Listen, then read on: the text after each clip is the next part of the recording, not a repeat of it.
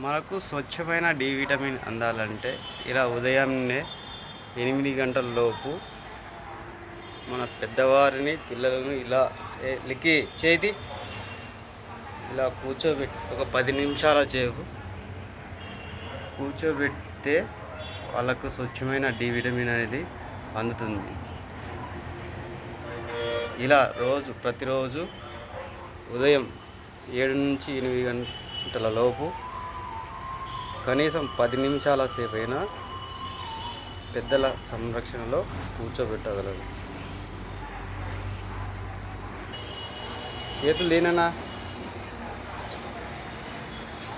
ఇలా చేయడం వల్ల న్యాచురల్ డి విటమిన్ అనేది వాళ్ళకు అంది వాళ్ళ డి విటమిన్ లోపం అనేది ఉండదు.